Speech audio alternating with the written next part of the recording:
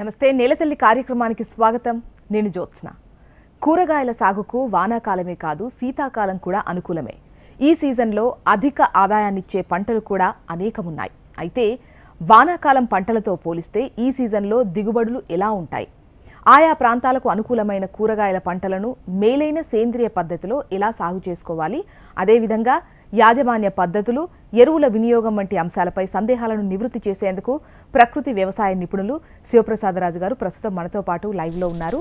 ఇక రైతుల సందేహాలకు సంబంధించి స్క్రీన్ పైన నంబర్స్కు కాల్ చేసి నివృత్తి చేసుకోగలరు. నమస్తే అండి శివప్రసాదరాజు గారు, వెల్కమ్ టు అవర్ స్టూడియో. అయితే గత సీజన్లో వాణిజ్య పంటలు వేసి ఇప్పుడు కూరగాయల పంటలకు రైతులు సిద్ధమవుతున్నటువంటి ఈ తరుణంలో ప్రస్తుత పరిస్థితుల్లో అంటే ఏ పంటలు అనుకూలంగా ఉంటాయి రైతుకు? ఇప్పుడు వరకు అయితే వర్షాలు పడి ఈ దాదాపుగా మనకున్న ఈ 120-130 రోజుల్లో వర్షాకాలం మొదలైనప్పటి నుంచి దాదాపు 80 నుంచి 90 రోజులు నాన్ స్టాప్ వర్షాలే ఉన్నాయి. వేసినటువంటి వాళ్ళు దాదాపుగా చాలామంది చాలా రకాలైనటువంటి ఇబ్బందులతోటి చాలా నష్టపోవడం జరిగింది. తిరిగి మళ్ళీ వర్షాలు తగ్గినాయి. ఇప్పుడు నెక్స్ట్ సీజన్ మొదలైంది కనుక ఇప్పుడు స్టార్ట్ చేస్తూ ఉన్నారు. అయితే ఇప్పుడు వచ్చేదంతా కూడా శీతాకాలం సమయం. ఈ శీతాకాల సమయంలో ఎలాంటి పంటలు అనుకూలంగా ఉంటాయి ఈ వాతావరణానికి అని అంటే, కోల్డ్ అంటే చలిని తట్టుకుని చలిలో పెరిగేటువంటి రకాలు ఏవైతే ఉన్నాయో అలాంటి వెరైటీస్ని ఎక్కువగా గ్రోత్ అనేది బాగుంటుంది. ఉదాహరణకి మనకి దుంప జాతులు ఏవైతే ఉన్నాయో ఇవన్నీ కూడా కరెక్ట్ అనుకూలమైనటువంటి సమయం. క్యారెట్, బీట్రూటు, ముల్లంగి, తర్వాత ఆకుకూరలు, రెండోది వచ్చేసి టమాటా లాంటివి. ఈ టమాటా అనేది ఈ చల్లదనంలో చాలా బాగా వస్తూ ఉంటుంది మొత్తం. తర్వాత మిర్చి, ఇలాంటివి అనేది పర్ఫెక్ట్గా ఉంటాయి ఈ సీజన్ లోపల. అయితే ఇప్పుడు ఇంకొక కొన్ని ఏంటంటే బెండ, తర్వాత సోర, బీర, ఇలాంటివి ఏవైతే ఉన్నాయో చలి మొదలు కాకముందే ఏమన్నా ఈ సీజన్కి తగ్గట్టుగా తీసుకోవాలంటే ఆల్రెడీ ఇప్పటి నుంచి స్టార్ట్ చేసేసుకోండి. మంచు స్టార్ట్ కాకముందు నుంచే ఈ కూరగాయలు పెట్టుకోగలిగితే మీకు ఈ మంచు పెరిగినప్పుడు ఏమవుతుంది అంటే వేడి అనేది తక్కువగా ఉంటుంది జనరల్గా. ఈ వేడి తక్కువగా ఉన్నప్పుడు ఏమవుతుందంటే ఈ కూరగాయల్లో ఉండేటువంటి ఒక గ్రోత్ అనేది టెంపరేచర్ సరిగ్గా లేనప్పుడు ఇందాక మీకు చెప్పినట్టు బెండ కానీ, బీర కానీ, ఈ సొర కానీ, ఇలాంటివి ఏవైతే ఉన్నాయో కొంచెం ఎండ కావాల్సినటువంటి ముందుకు ముందే పెట్టుకోగలిగితే కరెక్ట్గా ఆ టైంకి మీకు ఎటువంటి ఇబ్బంది లేకుండా, గ్రోత్ ఇబ్బంది లేకుండా ఉంటుంది. అండ్ శివప్రసాద్ గారు, ఇక విత్తనం దగ్గర నుంచి మనం మొదలు పెడదాము. విత్తు మంచిదైతే పంట మంచిది అవుతుంది, మొక్క మంచిది అవుతుంది అన్నట్టు ముందుగా విత్తన సేకరణ అనేది ఇక్కడ చాలా ఇంపార్టెంట్. అధిక దిగుబడి ఇచ్చే రకాలు ఏ విధంగా ఎంచుకోవాలంటారు? అధిక దిగుబడి ఇచ్చేది అనేది ఎలా ఉంటుందంటే అండి, ఇది మొత్తం అంతా రైతుల్లో ఇప్పుడు ఉన్నటువంటి మేము చెప్పేది ఏంటిదంటే, ఒకసారి సేకరించుకున్నటువంటి విత్తనం ఏదైతే ఉంటుందో ఆ విత్తనాన్ని తిరిగి వాళ్ళు పంట వేసిన తర్వాత దాంట్లో నుంచే నాణ్యమైనటువంటి ఒక విత్తనం, ఎటువంటి రోగాలు, ఎటువంటి ఫంగల్ డిసీజులు కానీ, బ్యాక్టీరియల్ డిసీజులు కానీ ఏమీ లేకుండా బలంగా ఉన్నటువంటి యొక్క మొక్కల్ని ఎంచుకొని వాటి విత్తనాన్ని తీసుకొని సైజులో కానీ క్వాలిటీలో కానీ ఏదైతే బాగుందో ఆ విత్తనాన్ని తీసుకొని కొన్ని రెండో పంటకి జాగ్రత్త పెట్టుకోమని మనం చెప్తూ ఉంటాం. సో ఆ విధంగా సేకరించుకున్నటువంటి ఒక విత్తనాలు వాడుకోండి.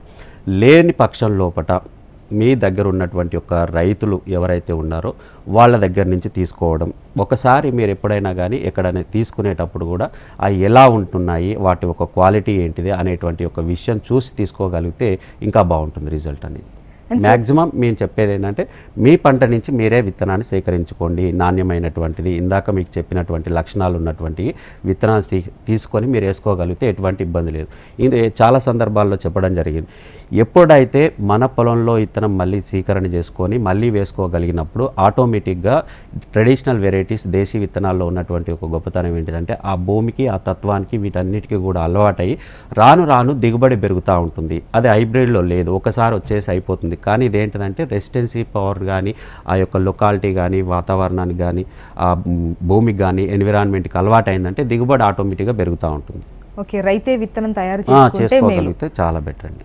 ఇక శివప్రసాదరాజు గారు, విత్తన శుద్ధి గురించి చెప్పండి. సేంద్రియ పద్ధతిలో ముఖ్యంగా ఎటువంటి పద్ధతి ఉంటుంది? అమ్మ, ఇది చాలా మంచి క్వశ్చన్ ఇది. ఎందుకంటే చాలా మంది తప్పు చేసేటువంటి ఒక విషయం ఏంటిదంటే, ఇక్కడనే మొదటి స్టెప్ ఏంటిదంటే విత్తనం పెట్టుకోవడం అనేటువంటిది చాలా కీలకమైంది. అయితే ఇక్కడ ఈ రోగాలు కానీ తర్వాత వాటికి ఆ రెసిస్టెన్సీ పవర్ లేకపోవడానికి కారణం ఏంటిదంటే మనం ఎన్నో ప్రాంతాల నుంచో లేకపోతే మనం రకరకాల ప్రదేశాల్లో విత్తనము నిల్వ చేసుకున్నప్పుడు ఒకవేళ అంతకు ముందు లేకపోయినా కానీ గాలిలో ఉండేటువంటి ఒక బ్యాక్టీరియాలు కానీ వీటి వల్ల కానీ దానికి ఏదో రకంగా కొన్ని డిసీజ్ రావడానికి అవకాశం ఉంది, లేదా పంట ద్వారా కూడా రావడానికి అవకాశం ఉంది. వన్స్ మీరు ఒకసారి ఇదేం లేదు 10 నిమిషాల పని, ఇది మీకు మొత్తం విత్తన శుద్ధి అనేది ఒక 10 నిమిషాలు పావుగంట పని. ఈ 10 నిమిషాలు పావుగంట పని మీరు మనసు పెట్టి పర్ఫెక్ట్గా మీరు చేసుకోగలిగితే మొత్తం అంతా కూడా ఎటువంటి చీడపీడలు అనేది మీకు రాకుండా ఉంటాయి. దీనికి మీరు OHN వాడుకోవచ్చు.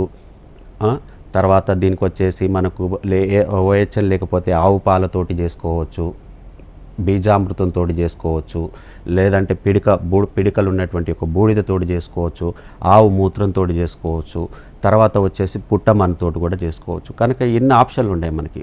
ఏదో దీంట్లో మీకు ఏది అనుకూలమైతే దాంతో మీరు చేసుకొని వేసుకోగలిగితే ఫర్దర్గా ఎటువంటి డిసీజులు అనేది పంటకు అనేది రాకుండా ఉంటాయి. కాలర్ ఉన్నారండి, బెంజమిన్, కృష్ణా జిల్లా నుంచి. బెంజమిన్ గారు. హలో, నమస్తే అండి. నమస్తే అండి. శివప్రసాద్ గారికి నమస్తే అండి. మేడం, ఇప్పుడు ఈ సీజన్ లో మనం దుంప జాతి పెట్టుకోవడానికి అనుకూలమా కాదా అనేది మా డౌట్ మేడం. ఇంకోటి ఉల్లినారు ఒకటి పెడదామని ఆలోచన ఉన్నాం మేడం. పెట్టుకోవచ్చండి, ఎటువంటి ఇబ్బంది లేదు. దుంప జాతులు బ్రహ్మాండంగా వస్తాయి మొత్తం. అయితే దీనికి మీకు కావాల్సినటువంటి నేల ఏ విధంగా ఉండాలయ్యా అంటే, ఈ ఉల్లిపాయ లాంటిది దుంప జాతులు పెట్టుకోగలిగినప్పుడు కొంచెం ఇసుక పొర ఉన్నటువంటి ఒక నేలలు అయితే చాలా బాగా పనిచేస్తాయండి మీకు మ్యాక్సిమం. అంటే ఏ నేలకు ఇప్పుడు ఇసుక పొర ఉన్న నేలలు దుంపలు లాంటివి అనుకూలం అంటున్నారు. మిగతా మీరు ఇంకా ఆకుకూరల గురించి చెప్పారు, టమాటోస్ చెప్పారు, ఇంకా చాలా ఏ నేలకు ఏది అనుకూలమో చెప్తారా? ఒకటండి, దీంట్లో ఎప్పుడైనా మనం గుర్తుపెట్టుకోవాల్సింది ఏంటంటే మనకి రకరకాల సాయిల్స్ ఉన్నాయి. రెడ్ సాయిల్స్ ఉన్నాయి, బ్లాక్ సాయిల్స్ ఉన్నాయి, ఇసుక నేలలు ఉన్నాయి, తర్వాత చౌడు నేలలు ఉన్నాయి. మేజర్గా ఇన్ని రకరకాలైనటువంటి నేలలు ఉన్నాయి. అయితే దీంట్లో ఎప్పుడైనా కానీ దుంప జాతికి సంబంధించినటువంటివి ఆ దుంప తొందరగా ఊరాలంటే సాయిల్ లూజ్గా ఉండేటువంటి గుణం ఉండేటువంటి నేలల్లో వేసుకోగలిగితే, ఇసుక దుబ్బ నేలలో అంటాం, అలాంటి నేలల్లో వేసుకోగలిగితే బ్రహ్మాండంగా వస్తాయండి. తర్వాత రెండవది, ఈ ఆకుకూరలు అన్నారు కదా, ఈ బ్లాక్ సాయిల్స్లో కానీ రెడ్ సాయిల్లో కానీ ఎటువంటి ఇబ్బంది లేకుండా వస్తాయి. రెడ్ సాయిల్లో బాగుంటుంది మనకు ఆకుకూరలకు సంబంధించినంత వరకు. బ్లాక్ సాయిల్స్ కాడికి వచ్చేటళ్ళకి మీరు ఏ క్రాప్ అయినా వేసుకోవచ్చు, బలమైన నేల, ఎటువంటి ఇబ్బందులు. ఎందుకు అంటే రెడ్ సాయిల్స్లో ఎందుకు ఎక్కువ ప్రియారిటీ ఇస్తున్నాం అంటే, వీలైనంత వరకు ఈ బ్లాక్ కాటన్ సాయిల్స్లో ఒకసారి తేమ పెట్టుండే మొత్తం అంతా అంటుకోవడం, బురద లాంటిది అయిపోయి తొందరగా నీళ్ళు ఇనికాయి అనమాట కొన్ని సందర్భాలు. అయితే ఈ బ్లాక్ సాయిల్లో కూడా రకరకాలైన నేలలు ఉన్నాయి. దీంట్లో కూడా 4-5 రకాలు ఉన్నాయి. దాంట్లో కూడా ఏంటంటే పొడి లాడేటువంటివి ఉన్నాయి, బంక అయిపోయేటివి ఉన్నాయి. మొత్తం అంతా కూడా ఒకసారి వాటర్ పెట్టి వర్షం పడిపోయింది అంటే దాదాపుగా చాలా రాయి మాదిరిగా తయారైపోతూ ఉంటుంది. సో ఇలాంటివి కాకుండా కొంచెం తేలికపాటి నేలలు ఏవైతే ఉన్నాయో వాటిలో వేసుకోగలిగితే ఆకుకూరలు కూడా వేసుకోవచ్చు. ఇక మిగతా క్రాప్స్ ఏవైనా కానీ బ్లాక్ కాటన్ సాయిల్స్లో వేసుకోవచ్చు అండి, ఎటువంటి ఇబ్బంది లేదు. కాలర్ ఉన్నారండి, వెంకటేశ్వర రెడ్డి, కరీంనగర్ నుంచి. వెంకటేశ్వర రెడ్డి గారు. నమస్తే సార్. నమస్తే అండి. సార్, ఇప్పుడు బీర పంట వేసుకోవచ్చు సార్? ఏమంటారు సార్? బీర విత్తనాలు వేసుకోవచ్చు? వేసుకోండి. చలి రాకముందే వేసుకోండి, ఏదైనా కానీ చలి ఎక్కువ పెరగక ముందే వేసుకోండి. ఎందుకంటే ఇందాక చెప్పినట్టు ఏమంటారండి సార్, ఒకటే సార్ వస్తుందా సార్ అది క్రాపు? బీర ఏంటిదంటే ఎప్పుడైనా ఇప్పుడు వేసుకోవచ్చు అండి, ఎటువంటి ఇబ్బంది లేదు. ఇప్పుడు వేసుకున్న తర్వాత మళ్ళీ చలి తగ్గేటువంటి ఫిబ్రవరి నుంచి కూడా మళ్ళీ స్టార్ట్ చేసుకోవచ్చు, ఏ ఇబ్బంది లేదు. ఇప్పుడు వేసుకుంటే మీకు దాదాపుగా ఈ చలికాలం వెళ్ళిపోయేంత వరకు వస్తూ ఉంటుంది, ఎటువంటి ఇబ్బంది లేదు. మధ్యలో వేసుకుంటే గ్రోత్ ప్రాబ్లం ఉంటుంది. డిసెంబరు, జనవరి ఆ టైంలో వేసుకుంటే పెరుగుదల ఉండదు అనమాట మేజర్గా. ఈ టైంలో వేసుకోగలిగితే సరిపోదు. ఓకే, ఇక సేంద్రియ పంటలు పండించేటువంటి రైతు తనకు మార్కెట్ సరిగా లేక ఇబ్బంది పడుతూ, అసలు కొంతమంది ఎంత ఉత్సాహంగా ఉన్నప్పటికీ ఈ సిచ్యువేషన్ వల్ల వెనకడుగు వేస్తున్నటువంటి పరిస్థితి. అదేవిధంగా వినియోగదారులు కూడా సేంద్రియ పద్ధతిలో పండించిన పంటల కోసం ఎదురు చూస్తున్నటువంటి సిచ్యువేషన్.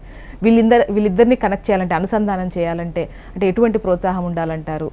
ఎటువంటి పద్ధతులు ఉన్నాయనుకుంటున్నారు మీరు? ఉన్నాయండి, చాలా ఉన్నాయి. ఇది ఎందుకంటే వాస్తవంగా మీరు అడిగింది 100% వాస్తవము. పండించే వాళ్ళకి ఏమో కొనుక్కునే వాళ్ళు తెలియదు, కొనుక్కునే వాళ్ళకి ఏమో పండించే వాళ్ళు ఎక్కడున్నారో తెలియనటువంటి పరిస్థితులు ఉన్నాయి. ఎంతో కష్టపడి ఎన్నో నానా కష్టాలు చేసుకొని ఆ పండించినటువంటి పంటని అమ్ముకోలేనటువంటి పరిస్థితుల్లో చాలామంది రైతులు అనేటువంటి వాళ్ళు ఉన్నారు. ఇప్పటివరకు మేము చేసిన దాంట్లో విత్తనాన్ని, వ్యవసాయాన్ని ఎలా ముందుకు తీసుకెళ్లాలనేటువంటి ఒక ప్రయత్నం చేసి ఉన్నాము. తర్వాత మాకున్నటువంటి ఒక పరిచయాలతోటి వేరు వేరు రకాలైనటువంటి ఒక వ్యవస్థలు నెలకొల్పడం జరిగింది. ఇప్పుడు పల్లెల నుంచి వచ్చేటువంటి ఏదేదో అమూల్యమైనటువంటి ఇలాంటి సంపద ఏదైతే ఉందో తిరిగి పట్టణ ప్రజలకి మొత్తం కనెక్ట్ చేయాలనేటువంటి ఒక ఉద్దేశంతో ఒక వ్యవస్థని ఆల్రెడీ మొదలుపెట్టడం జరిగింది. దీనికి ఎంతోమంది రైతుల అనుసంధానంతో హైదరాబాద్లో కూడా ఏర్పాటు చేయడం జరిగింది. అయితే ఎక్కడికక్కడికి ఇప్పుడు మా ప్రయత్నంగా కనీసం మేము ఒక 1000 మంది ఫార్మర్స్కి సపోర్ట్ చేయాలనేటువంటి ఒక ఉద్దేశంతో చిన్న చిన్న రైతులతోటి ప్రాసెసింగ్ యూనిట్లు కానీ హైదరాబాద్లో స్టార్ట్ చేయడం జరిగింది. మొత్తం అక్కడికి వినియోగదారులు వచ్చి తీసుకుంటున్నారు. అదేవిధంగా కొంచెం చదువుకున్నటువంటి యువత ఎవరైతే ఉన్నారో మీ పట్టణాల లోపట మీరు ఫార్మింగ్ చేసుకుంటూ ఉన్నటువంటి సందర్భం లోపట అక్కడ ఎవరో వస్తారు ఏదో చేస్తారు అనేటువంటి ఒక ఉద్దేశాలు పెట్టుకోకుండా చదువుకున్నటువంటి వాళ్ళు ఈరోజు సోషల్ మీడియా కానీ రకరకాల మీడియా ఉంది, తినాలనుకునేటువంటి ఆసక్తి ఉన్నటువంటి ఒక జనాలు కూడా చాలామంది ఉన్నారు మొత్తం అంతా కూడా. సో వీళ్ళని మీరు కనెక్ట్ చేసుకోగలిగితే సరిపోద్ది. గవర్నమెంట్ సబ్సిడీలు ఇవ్వడమో లేకపోతే ఎంకరేజ్ చేయడమో ఇంకోటి పెడితే కాదండి. ఎందుకంటే ఎవరిది ఏ రైతు ముందుకొచ్చి ఈరోజు సెంట్రల్ గవర్నమెంట్ కూడా ఎక్కడ మీ వస్తువులను ఎక్కడ పడితే అక్కడ అమ్ముకోవచ్చు అనేటువంటి ఒక మంచి నిర్ణయం కూడా ఇవ్వడం జరిగింది. సో మనకి రైతులకు అనేటువంటిది కొద్ది రోజుల లోపల మంచి రోజులు కూడా కనిపిస్తున్నాయి మొత్తం. కనుక ఆ విధంగా మీరు ప్రయత్నం చేయండి. ఈ యొక్క విషయం లోపల మీకు ఎలా చేసుకోవాలి ఏంటిది అనేటువంటి యొక్క సందేహాలు ఏమన్నా ఉంటే కూడా మమ్మల్ని సంప్రదించవచ్చు. మీ పక్కన ఉన్నటువంటి యొక్క వాళ్ళని మీకు కనెక్ట్ చేయడానికి, లేదంటే హైదరాబాద్లో ఇలాంటి 2-3 వ్యవస్థలు ఉన్నాయి, మన వ్యవస్థలు ఉన్నాయి, వాటికి మీకు అనుసంధానం చేయడానికి మా ప్రయత్నం ఎప్పుడు కూడా ఉంటుంది. విత్తనమే కాదు, రైతు నిలబడాలంటే పంట పండియడం మంచి పోషకాలతో దాంతో ₹2 మిగిలినప్పుడే రైతు అనేది భవిష్యత్తు లోపల మిగలగలుగుతాడు. లేకపోతే ఏంటిదంటే ఈరోజు రైతు ఉన్న పరిస్థితి చాలా దీనమైంది. కొద్ది రోజుల్లో రైతు అంటే ఇలా ఉంటాడని మ్యూజియంలో చూడాల్సినటువంటి ఒక పరిస్థితి రాకముందే అందరూ కూడా వీలైనంత వరకు చదువుకున్నటువంటి యొక్క యువత ఎవరైతే ఉన్నారో కొంచెం సపోర్ట్ చేసుకోగలిగితే సరిపోద్ది. వినియోగదారుల్లో కూడా ఇది కేవలం రైతుల యొక్క సమస్య కాదండి. నిజంగా మంచి ఆహారం తినాలని కోరుకునేటువంటి వాళ్ళు ఖచ్చితంగా మీకు అందుబాటులో ఉన్నటువంటి ఒక రైతులతోటి సత్సంబంధాలు పెట్టుకోగలిగితే ప్రతి రైతు హ్యాపీగా జీవించగలుగుతాడు. ఎవరు గవర్నమెంట్లు ఏం చేయ, గవర్నమెంట్ అంటే కేవలం మనుషులేం మనమే. ఓకే, మనలో మార్పు వస్తేనే ఏదన్నా జరుగుతుంది. ఎంతసేపు ప్రభుత్వాలు చేయాలి ఇది చేయాలంటే కాదండి, జనాలం మనం ఉన్నాం, మనం చేయగలిగితే సరిపోతుంది అంతే.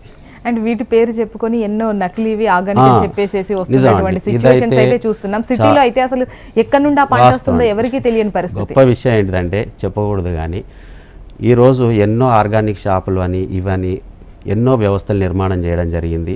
నిజంగా నాకు ఉన్నటువంటి యొక్క దాని లోపల ఎక్కడి నుంచి తెచ్చారో అనేది ఆ షాప్లో కానీ చెప్పడం జరిగింది. ఎక్కడి నుంచి తెస్తున్నారయ్యా అంటే హైదరాబాద్ నుంచి వాళ్ళని అడిగితే విజయవాడ అంటారు, విజయవాడ అడిగితే బెంగళూరు అంటారు. ఇంకో గొప్ప విషయం ఏంటంటే బెంగళూరులో నాకు చాలా పరిచయాలు ఉన్నాయి. వాళ్ళు నన్ను అడుగుతూ ఉంటారు హైదరాబాద్ నుంచి ఏమన్నా కావాలంటే అయ్యా మీద మాకు అంతా బెంగళూరు ఇక్కడ విజయవాడ నుంచే వస్తుంది, మీకు మళ్ళీ మా సరికి కావాలి ఏంటయ్యా అంటే వాస్తవం ఏంటంటే చాలా మోసపూరితమైన రోడ్డు మీద తీసుకొచ్చి అమ్మేసేటువంటి యొక్క సందర్భాలు ఉన్నాయి.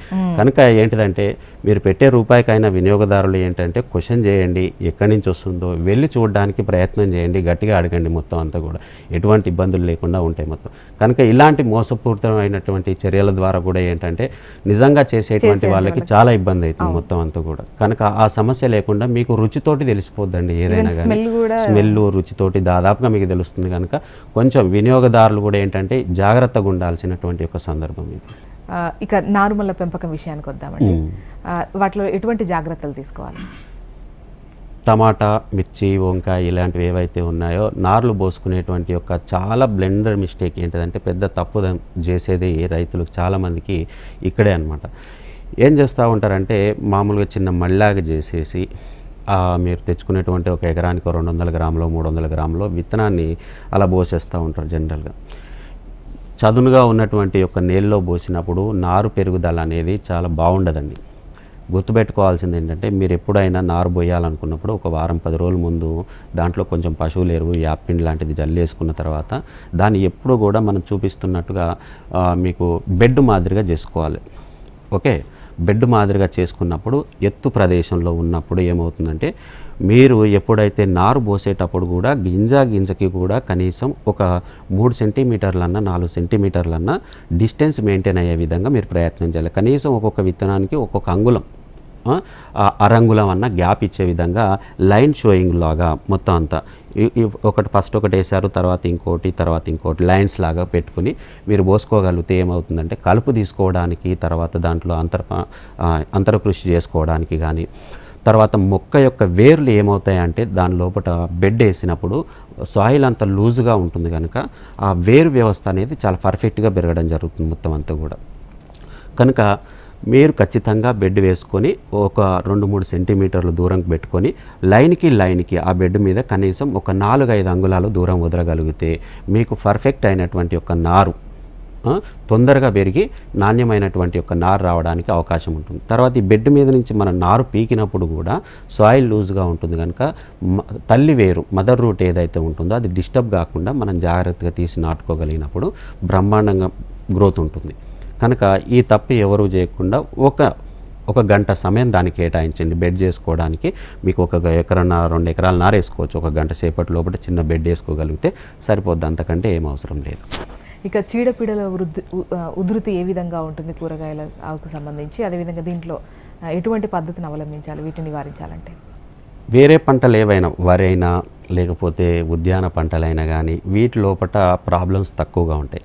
కూరగాయల్లో ఉన్నటువంటి ఒక డిసీజులు కానీ, కూరగాయలకు వచ్చేటువంటి ప్రాబ్లమ్స్ కానీ, వాటికి వాడేటువంటి ఒక మందులు కానీ, ఈరోజు పురుగులు కూడా చాలా మొండిబారిపోయి ఉండే మొత్తం. ఎంత మందులు కెమికల్స్ కొట్టినా కానీ లొంగలేనటువంటి ఒక పరిస్థితులు వచ్చి ఉండే మొత్తం అంతా. అయితే ఇక్కడ మన న్యాచురల్ ఫార్మింగ్ చేసినప్పుడు ఈ చీడపీడలు రాకుండా ఉండడానికి ముందు నుంచే జాగ్రత్త తీసుకోవాలి. దాంట్లో ఫస్ట్ స్టెప్ ఏంటిదయ్యా అంటే దాంట్లో ఖచ్చితంగా అంతర పంటలు ఏవైతే ఉన్నాయో, మిత్ర పంటలు ఏవైతే ఉన్నాయో అవి ఖచ్చితంగా వేసుకోవాలి. ప్రతి సందర్భంలో చెప్తున్నాం.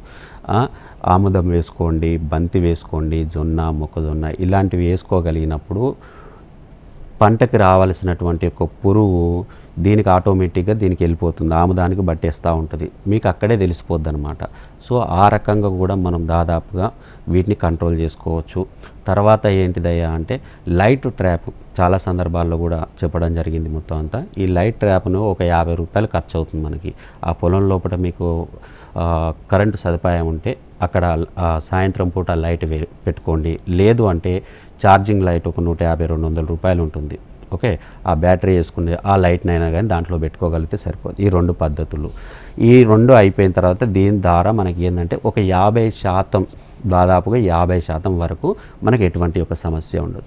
తర్వాత వచ్చేసి ఇంకా కషాయాలు ఉన్నాయి, మనకి బ్రహ్మాండంగా పనిచేసేటువంటి కషాయాలు ఉన్నాయి. ఏది ఆ 2 వల్ల కంట్రోల్ అయితే మిగిలినది ఏదైనా ఉంటే ఈ అగ్నియాస్త్రం, బ్రహ్మాస్త్రం, దశపర్ణి, ఈ మిర్చిలో వచ్చేటువంటి ఒక ముడతలు కానీ కానీ తర్వాత కాండం దొల్చే పురుగు, కాయ దొల్చే పురుగు ఏది ఉన్నా కానీ మీకు ఇప్పుడు చెప్పుకున్నట్టు అగ్నియాస్త్రం, బ్రహ్మాస్త్రం, దశపర్ణి ఈ కషాయాలు చేసుకొని ముందు జాగ్రత్తగా మనం ఏం చేయాలి, పంట వేసుకున్నప్పుడే వీటిని దాదాపుగా రెడీ చేసి పెట్టుకోండి. ఎందుకంటే పంట వేసిన తర్వాత రకరకాల పనుల్లో పడి అనుకున్న టైంకి మనం ఆ మందులు తయారు చేసి టైంకి స్ప్రే చేయలేని సందర్భంలో ఒకటి ఏమవుతుందంటే పంట నష్టపోవడం జరుగుతుంది. కనుక మీ వీళ్ళు బట్టి మీరు ముందే తయారు చేసి పెట్టుకోగలిగితే సరిపోతుంది. కాలర్ ఉన్నారండి, వెంకటశేషారెడ్డి అనంతపురం నుంచి. వెంకటశేషారెడ్డి గారు, హలో, అడగండి, మీ క్వశ్చన్ అడగండి. వెంకటశేషారెడ్డి, దేశీయ విత్తనాలు కొద్దిగా అంటే ఒక 5 ఎకరాలు 6 ఎకరాలకి కావాలి అంటే ఎక్కడ దొరుకుతాయండి? ఇప్పుడు మీకు కావాలంటే ఏం కావాలండి, ఏమేమి రకాలు కావాలి మీకు? టమోటా, మిర్చి. ఓకే, మీకు కావాలంటే నా నెంబర్కి కాల్ చేయండి, ఉంటాయి మన ఆఫీస్లో ఉన్నాయి, పంపిస్తారు అక్కడి నుంచి, ఎటువంటి ఇబ్బంది. మీ నెంబర్ ఇస్తారా? అయ్యా నా నెంబరు 8686871048. ఇక కలుపు సస్య రక్షణలో ఇది పద్ధతుల గురించి చెప్పండి. ఇప్పుడు మేజర్ సమస్య ఏంటంటే అండి, ఇప్పుడు వ్యవసాయంలో ఉన్నటువంటి అన్నిటికంటే పురుగుల కంటే తెగుళ్ళ కంటే అన్నిటికంటే కూడా పెద్ద శత్రువు ఏంటిదంటే వ్యవసాయంలో రైతుకి ఫస్ట్ శత్రువు ఏదంటే కలుపు. కలుపు తప్ప వేరే శత్రువే లేదనమాట. ఈ కలుపు ద్వారానే మనకు దాదాపుగా వచ్చేటువంటి ప్రొడక్షన్ లోపల ఒక 20-30% సరైన టైంకి తీయకపోతే దాదాపు 100 కేజీలు పండాల్సిన దాంట్లో 70 కేజీల ప్రొడక్షనే మనం తీసుకోగలుగుతున్నాం.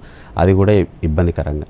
సో ఎప్పుడైనా ఈ కూరగాయల సాగు లోపల మీరు స్టార్ట్ చేసినప్పుడు ఆ మొక్క పెరుగుదల ఏదైతే 30 రోజులు ఏదైతే ఉందో ఆ 30 రోజులు 40 రోజుల లోపలనే కలుపు సమస్య అనేది కలుపు దిగుబడి పైన ఆధారపడి ఉంటుంది. ఏది తీవ్రత ఎక్కువగా ఉంటే దిగుబడి పైన ప్రభావం ఉంటుంది కనుక స్టార్టింగ్ లోపల మీరు ఇమీడియట్గా వచ్చినట్టుగా తీసేసుకుంటే సరిపోద్ది. దీనిలో మీకు ఏంటిదంటే ఇంకా కలుపు ఎక్కువ రాకుండా ఉండడాని కోసము మీరు వ్యవసాయాన్ని స్టార్ట్ చేసేటువంటి ఒక 15-20 రోజుల ముందు నుంచే, ఒక నెల రోజులు వీలుని బట్టి నెల రోజుల ముందు నుంచే 2-3 సార్లు ట్రాక్టర్ తోటి కొట్టేసుకోగలిగితే వచ్చినట్టుగా వెళ్ళిపోతూ ఉంటాం. ముందు నుంచే మీరు ప్రిపేర్ చేసుకునేటువంటి అక్కడ కొంత సమస్య తగ్గిపోతుంది. మల్చింగ్ చేసుకోవడం ద్వారా ఈ సమస్య తగ్గుతుంది. ఇంకా ఎక్కువ ఏంటిదంటే ప్రతి సందర్భం లోపల కూడా మీరు మల్చింగ్ చేసుకోవడానికి ఇవన్నీ కుదిరాయి అన్నమాట కొన్ని సందర్భాలు.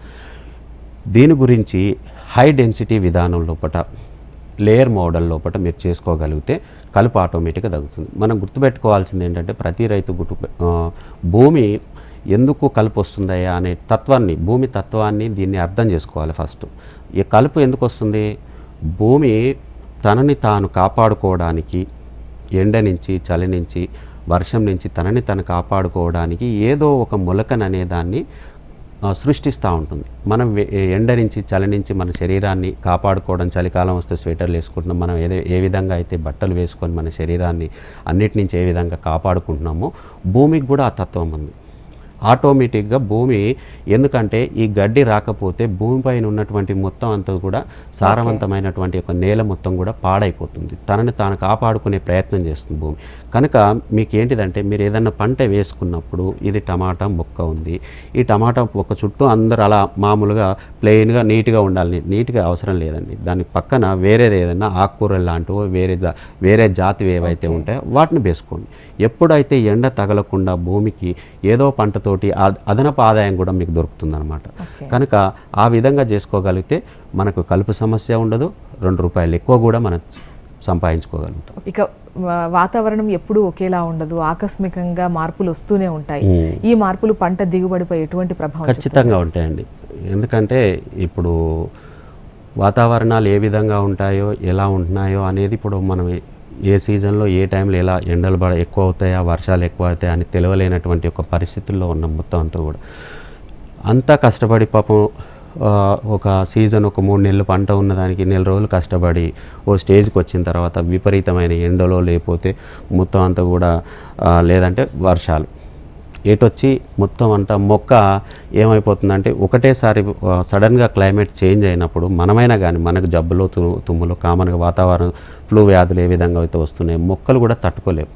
కనుక దీని మీద గత 5-6 నెలల నుంచి దీని మీద బాగా ఎలా తట్టుకుంటాయి ఏంటిది అనేటువంటి కొంత రీసెర్చ్ వర్క్ కూడా నేను చేయడం జరిగింది. మొత్తం ఎప్పుడైనా కానీ మొక్కలలో ఉండేటువంటి ఇమ్యూనిటీ పవర్ ఏదైతే ఉంటుందో, ఇప్పుడు మన కరోనా నుంచి మనం రక్షించుకోవడానికి మన శరీరం ఇమ్యూనిటీ పవర్ని ఏ విధంగా అయితే డెవలప్ చేసుకోమని దానికి తగ్గటువంటి యొక్క పోషక పదార్థాలు ఉన్నటువంటి యొక్క పదార్థాలు తినమని ఏ విధంగా అయితే డాక్టర్స్ కానీ గవర్నమెంట్ వాళ్ళు కానీ ఏ విధంగా అయితే చెప్తున్నారో అదేవిధంగా మొక్కల్లో ఇమ్యూనిటీని పెంచగలగాలి. వ్యాధి నిరోధక శక్తిని దేన్నైనా తట్టుకునేటువంటి ఒక తత్వాన్ని దాన్ని మనం డెవలప్ చేయగలిగినప్పుడు ఎంత వర్షాలైనా కానివ్వండి, ఇన్ని దాదాపు 50-60 రోజుల నుంచి వర్షాలు కంటిన్యూగా పడుతూ ఉంటే కూడా నేను చేసిన దాంట్లో ఆకుకూర ఆకు మీద కూడా మచ్చ కూడా రాలేదు. టమాటా ముక్క నిలబడే ఉంది, ఎటువంటి డ్యామేజ్ లేకుండా. కేవలం మేము చేసింది ఏం లేదు, దాని యొక్క శక్తిని ఏ విధంగా పెంచడానికో రకరకాలైనటువంటి ఒక పద్ధతుల లోపల దీనికి వృక్ష ఆయుర్వేదానికి సంబంధించినటువంటి ఒక సూత్రాలు ప్రత్యేకంగా దీనికి అప్లై చేయడం ద్వారా ఏమైందంటే ఇమ్యూనిటీ పవర్ అనేది బాగా పెరిగింది. మీకు పంటలో ఎటువంటి ఇబ్బంది రాకుండా ఉంటుంది. ఓకే, థ్యాంక్ యూ అండి. ప్రస్తుత సీజన్లో ఎటువంటి కూరగాయ పంటలు వేసుకోవాలి, అదేవిధంగా సేంద్రియ పద్ధతిలో ఎలా చేసుకోవాలో చాలా చక్కగా వివరించారు. కాలర్స్ అడిగినటువంటి క్వశ్చన్స్ కూడా చాలా చక్కటి క్లారిటీ ఇచ్చారు. థ్యాంక్ యూ వెరీ మచ్ అండి. నమస్తే అండి. చూశారు కదా, ప్రకృతి వ్యవసాయ నిపుణులు శివప్రసాదరాజు గారు ఇచ్చిన సలహాలు, సూచనలు. అండ్ ఇవాల్టి ఎపిసోడ్తో పాటు వ్యవసాయదారులకు కావలసినటువంటి మరింత సమాచారం కోసం HM TV అగ్రి యూట్యూబ్ ఛానల్ని సబ్స్క్రైబ్ చేసుకోండి. ఇది ఇవాల్టి నేలతల్లి కార్యక్రమం. నమస్తే.